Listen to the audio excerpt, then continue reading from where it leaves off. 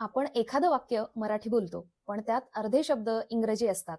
आणि खास करून जर आपलं शिक्षण कॉन्व्हेंटमध्ये झालेलं असेल, तर मात्र आपण त्यात सर्रास 1-2 हिंदी शब्द वापरतोच. मग मला सांगा, आपण बोलतो ती मराठी खरंच अस्सल आहे का? अजिबात नाही. आपण फक्त "मी मराठी" एवढं म्हटलं की झालं का? अजिबात नाही. त्यासाठी आपल्याला आपली मराठी भाषा ही अचूकपणे बोलता यायला हवी. शुद्ध मराठी आपल्याला माहिती असायला हवी.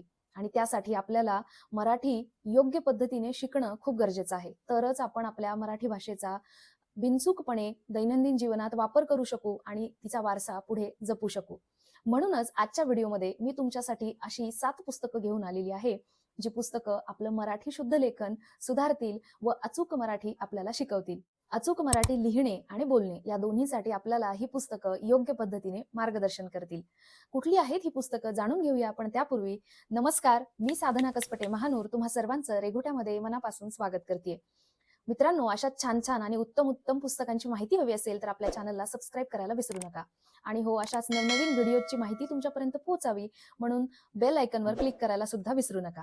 जर तुम्ही हा व्हिडिओ शेवटपर्यंत पाहिलात तर तुम्हाला अशी पुस्तकं कळतील जी तुमचं मराठी पूर्णतः बदलून टाकतील. व्याकरण, अचूक उच्चार, शुद्ध लेखन आणि हजारो शब्दांचा साठा तुम्हाला या पुस्तकांमधून शिकायला मिळेल. आपल्या आजच्या यादीतलं पहिलं पुस्तक आहे लिहूया बिनचूक मराठी. याचे लेखक आहेत श्रीपाद ब्रह्मे आणि नेहा लिमये. ज्यांचं शिक्षण कॉन्व्हेंटमध्ये झालेलं आहे किंवा लहानपणापासून त्यांच्यासोबत सर्व भाषिक असे लोक राहिलेले आहेत.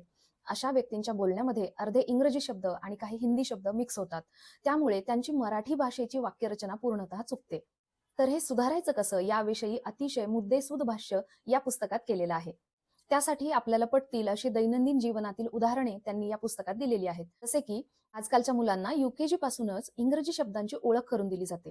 अशा वेळी त्यांना मराठी आकडे म्हणजे 19, 69 असे आकडे जर लिहायला लावले तर ते त्यांना समजतच नाहीत किंवा कळत नाहीत.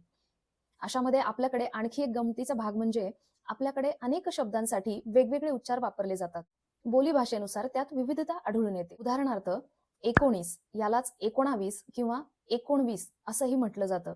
तर काही ठिकाणी 78 या आकड्याला 78 असंही ऐकिवात आहे. मग अशा वेळी अशी मुलं ज्यांना आधीपासूनच याचं अचूक पद्धतीने ज्ञान दिलेलं नाही, ती मुलं यातला नेमका कुठला उच्चार पुढे कंटिन्यू करतील हे आपण सांगू शकत नाही.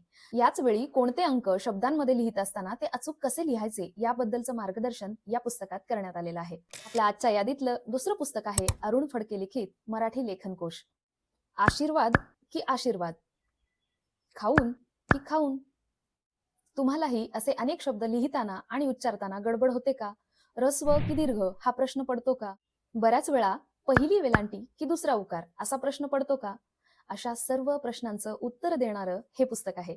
मराठी भाषेतील गोंधळ निर्माण करणारे सर्व शब्द एकत्रितपणे त्यांनी या पुस्तकात मांडलेले आहेत. मुळात योग्य शब्द कोणता आणि चुकीचा लिहिला जाणारा कोणता यातील फरक वाचकांना जाणवण्यासाठी त्यांनी त्या पद्धतीने लिखाण त्यात केलेलं आहे. तुम्हालाही असा शब्दांचा गोंधळ सोडवायचा असेल तर हे पुस्तक नक्की वाचा. आजच्या यादीतील तिसरं आणि चौथं पुस्तक आहे ज्येष्ठ अभ्यासक मोरा वाळंबे लिखित सुगम मराठी व्याकरण व लेखन शब्दरत्न आणि मराठी शुद्ध लेखन प्रदीप. वाक्प्रचार, म्हणी यांचा अर्थांसह वाक्यात उपयोग. लेखन नियमानुसार 3000 पेक्षा अधिक शब्दांचे अचूक मार्गदर्शन. 1100 पेक्षा जास्त म्हणी, 2100 पेक्षा जास्त वाक्प्रचार, साधारण 1,500 ते 2,000 समानार्थी व विरुद्धार्थी शब्दांचा साठा आणि बरंच काही यात दिलेलं आहे. आपल्या मातृभाषेला परिपूर्णपणे लिहिता, वाचता आणि बोलता यावं म्हणून हे पुस्तक प्रत्येकाने वाचलंच पाहिजे. शुद्ध लेखन हा आग्रह नसून ती सवय असायला हवी असं लेखकाचं म्हणणं आहे. आजच्या यादीतलं 5वं पुस्तक आहे यास्मिन शेख लिखित मराठी लेखन मार्गदर्शिका. यास्मिन शेख या एक प्राध्यापिका असल्यामुळे त्यांचा मराठीचा अभ्यास सखोल आहे आणि त्यांनी मराठी भाषेसाठी कामही खूप मोठं केलेलं आहे. त्यांच्या ज्ञानसंपदेच्या आधारे मार्गदर्शन करणारे पुस्तक त्यांनी लिहिलेले आहे. राज्य मराठी विकास संस्थेने हे पुस्तक प्रकाशित केलेले आहे. या पुस्तकामध्ये मराठी शुद्ध लेखनाची सोदाहरण चर्चा केलेली आहे आणि शब्दसाठाही दिलेला आहे. प्रत्येकाने अवश्य वाचावं असं हे पुस्तक आहे. आजच्या यादीतलं 6वं पुस्तक आहे अरुण फडके लिखित शुद्ध लेखन ठेवा खिशात. खिशात बसेल एवढ्या छोट्या आकाराचा हा शब्दसाठा आहे. बोलताना आणि लिहिताना उपयोगी पडेल अशा एकूण 11,000 शब्दांची सूची या पुस्तकात दिलेली आहे. आजच्या यादीतलं शेवटचं म्हणजे 7वं पुस्तक आहे वाचिक अभिनय. लेखक आहेत डॉक्टर श्रीराम लागू. मराठी बोलत असताना अण किंवा न, फ किंवा फ असे उच्चार करत असताना जीभ वळत नसेल, अडचण येत असेल तर हे पुस्तक तुम्ही हमखास वाचलं पाहिजे. कारण अशा कुठल्या प्रॅक्टिकल गोष्टी केल्याने तुमची जीभ सहजपणे वळेल आणि तुम्हाला योग्य पद्धतीने त्या शब्दांचे योग्य उच्चार करता येतील याबद्दल खूप छान मार्गदर्शन या पुस्तकात केलेलं आहे.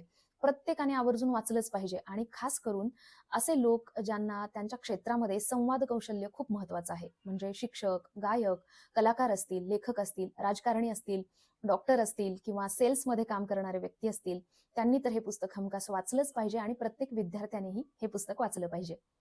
जर तुम्हाला ही पुस्तकं खरेदी करायची असतील, तर खाली कमेंट बॉक्समध्ये मी त्याची लिंक दिलेली आहे. त्यावरून तुम्ही ही सर्व पुस्तके मागवू शकता. तर मित्रांनो, कसं वाटलं हे रिकमेंडेशन?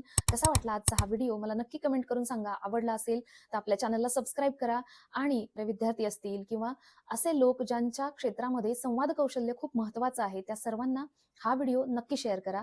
यामुळे त्यांना खूप फायदा होईल. प्रत्येक विद्यार्थ्याने तर हे पुस्तक वाचलंच पाहिजे, पण ज्यांना संवाद कौशल्य गरजेचं आहे, त्या सर्व व्यक्तींनी ही पुस्तकं वाचायलाच हवीत.